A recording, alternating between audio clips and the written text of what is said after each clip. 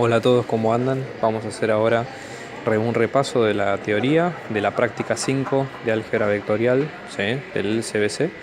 En este caso vamos a seguir un poco con algunas nociones de lo que son planos, rectas y demás, pero metiéndonos más en algunas operaciones extra que tenemos de vectores. Entonces, primero, ¿sí?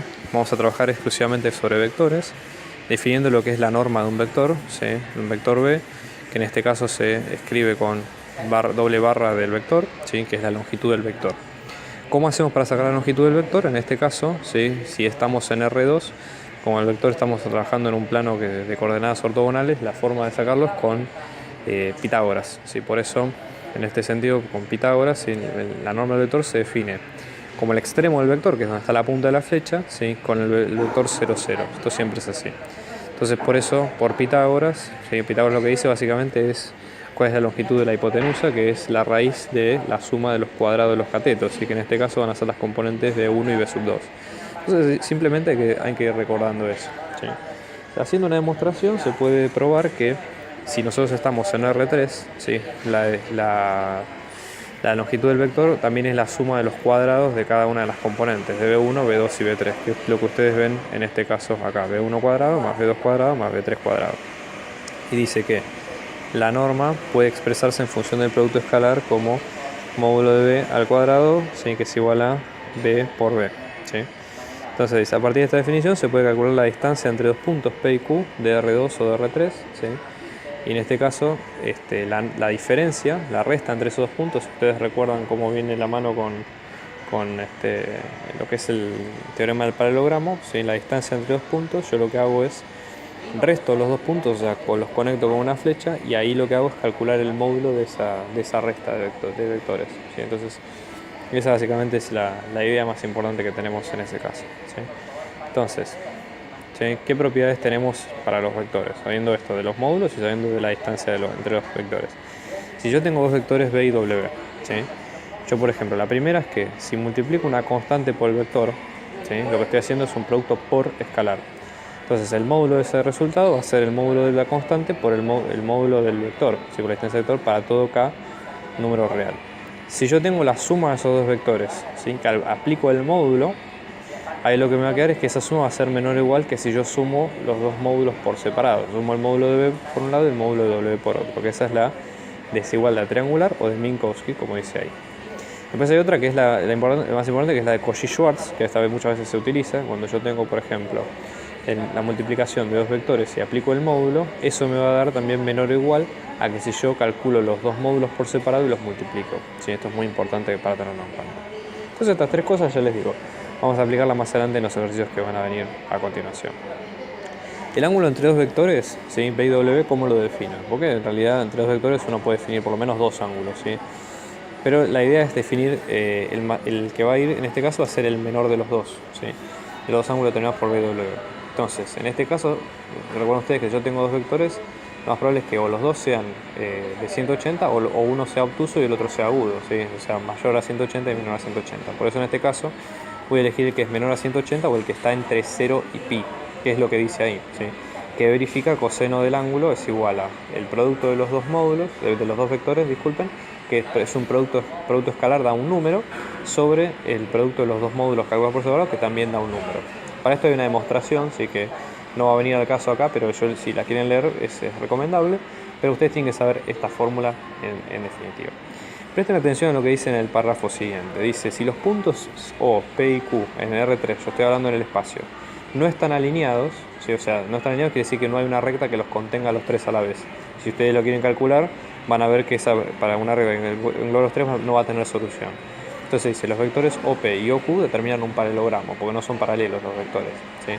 Entonces el área de ese paralelogramo, ¿cómo se puede calcular? Como la norma del producto vectorial de esos dos vectores, o sea, de O menos P por O menos Q, ¿sí? También ya digo, hay una demostración, pero esto es un dato importante porque lo pueden usar como tip en los ejercicios que siguen.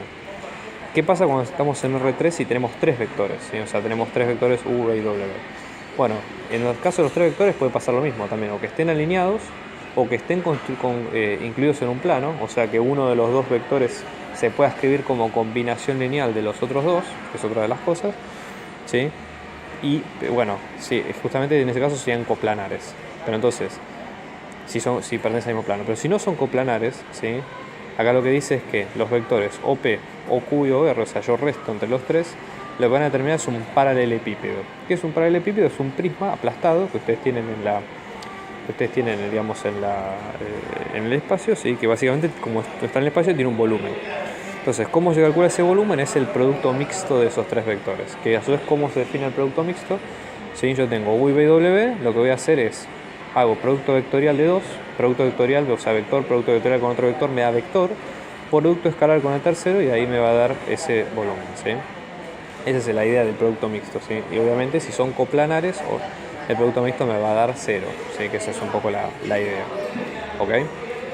Luego tenemos proyección ortogonal, ¿sí? ¿Qué es la proyección ortogonal? Bueno, nosotros, si queremos calcular la distancia entre puntos, ¿sí? de un determinado cuerpo en el espacio, la forma de hacerlo es tratar de, la forma de hacer la distancia entre los puntos es tratar de, ¿cómo es? La forma para calcular la distancia entre esos puntos es tomar dos puntos de referencia, ¿sí? Y la idea es tomar un criterio que sea común. Entonces, la idea sería tomar un punto que esté, por ejemplo, entre un punto y una recta o entre un punto y un plano, un punto de recta o plano cuya distancia sea la menor posible. Y eso se logra con una distancia de 90. Esto también tiene una demostración, pero ustedes lo que tienen que saber es eso. ¿Para qué sirve la proyección ortogonal? Para eso, para calcular la distancia menor. Entonces, por ejemplo, yo tengo un punto P y una recta L en el plano, ¿sí?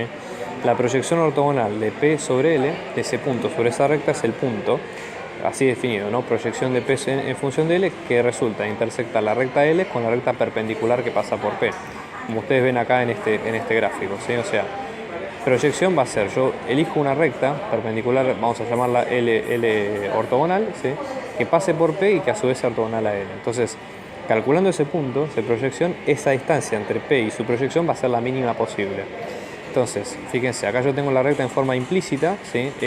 O explícita, no me acuerdo bien, A de X más B y es igual a C. La proyección se puede calcular con esta fórmula. Ya les digo, no se preocupen de dónde sale esa fórmula. Si ustedes la quieren demostrar, tienen que venir desde ese punto teórico. Primero, desde que la proyección ortogonal viene en una recta perpendicular a L, que pasa por el punto P, y ahí ustedes sacan esa fórmula que ustedes ven ahí, ¿sí? Por eso les digo, esa es la manera de sacarlo. Esta es la expresión cuando nosotros tenemos la expresión en forma implícita, y cuando está en forma explícita con los vectores y demás, la expresión es equivalente con lo que ven acá. Si ya les digo, recomiendo que lo hagan la demostración si les parece, si quieren verlo. Si no, directamente con la fórmula pueden sacarlo. Si se llegan a olvidar la fórmula, está bueno porque saben, digamos, por dónde agarrar, digamos, el punto, ¿ok? Entonces, similarmente, vamos a hacer lo mismo con un plano. Si yo quiero calcular la distancia entre un punto y un plano, lo que voy a hacer es calcular la distancia entre el punto y su proyección ortogonal en el plano. ¿Y esto cómo se obtiene? La proyección ortogonal en el plano va a ser una recta que pase por el plano, que pase por el punto y obviamente que sea ortogonal al plano, ¿sí? Entonces, si yo tengo, por ejemplo, el plano que es A por X más, o sea, el plano implícito, A por X más BI más CZ es igual a D, la normal, que son las componentes, sí, los factores de AB, A, X y Z respectivamente, bueno, ahí la proyección la obtengo con estas fórmulas, que de igual manera les digo, se puede mostrar con lo que vimos recién de la recta ortogonal y demás. Lo mismo si yo tengo la recta, por ejemplo, la proyección de un punto en una recta en R3. ¿Sí? En este caso en R3, como no tengo una forma explícita con los vectores, la puedo sacar de acá, que es la proyección, ¿ok? Y lo mismo si tengo, por ejemplo, la proyección de un vector en una recta que sale de esta fórmula que ustedes ven en este sentido, ¿sí? Entonces, ¿para qué nos sirve todo esto? Sirve cuando ustedes vayan a ver ejercicios donde les diga, por ejemplo, calcular la distancia entre un punto P y una recta L o en un plano pi. Entonces, lo que ustedes tienen que hacer es calcular primero la proyección de ese punto en ese cuerpo, tanto sea en el plano o en la recta, y después calcular el módulo de la recta entre esos dos, que eso les va a dar la distancia entre cada uno, ¿sí? Y acá tienen las fórmulas de cada uno. Si yo les diría, si siguen un resumen de las fórmulas, se lo van sacando, y si no, lo razonan por otro lado. El último concepto que tiene la teoría acá es de las simetrías, ¿sí? ¿Qué es la simetría respecto a un punto, respecto a un plano y respecto a una recta? Entonces, con respecto a un punto, Q, ¿sí? El simétrico de un punto P con respecto a Q es el único punto en la recta que pasa por P y Q y que es distinto de P y cuya distancia Q es igual a la distancia entre P y Q. O sea, el simétrico ustedes lo encuentran, ¿sí? Hallando primero la recta que pasa por P y Q, ¿sí? Y luego esa recta que pasa por P y Q, lo que van a hacer es calcular un punto que esté sobre esa recta, pero a la misma distancia de P en el sentido contrario, ¿sí? Con respecto a una recta L es lo mismo, ¿sí? Dice simétrico de un punto P con respecto a una recta es un punto, ¿sí?, en la recta perpendicular a L que pasa por P, cuya distancia L es igual a la distancia entre P y L. O sea, ¿qué es lo que van a hacer? Calculan la recta perpendicular a L que pasa por P, ¿sí? Una vez que encuentran esa recta, tienen que encontrar el punto que esté a la misma distancia sobre la perpendicular, pero del otro lado, ¿sí? Esa sería la idea. Eso ya les digo, lo vamos a ver con los ejercicios, pero para que se entienda la idea. Y después, la de simetría respecto a un plano es el mismo concepto, ¿sí? O sea, encuentran la recta perpendicular al plano, ¿sí?, que pasa por ese punto P, y luego el punto simétrico del otro lado va a estar sobre esa recta a la misma distancia de P, pero en otro sentido. Entonces, ya les digo, esta es la técnica analítica con la cual vamos a analizar más adelante. Así que bueno, eso es todo. Los veo para hacer los ejercicios, espero que les haya gustado y suscríbanse a mi canal para ver más trabajos como este y nos estamos viendo pronto.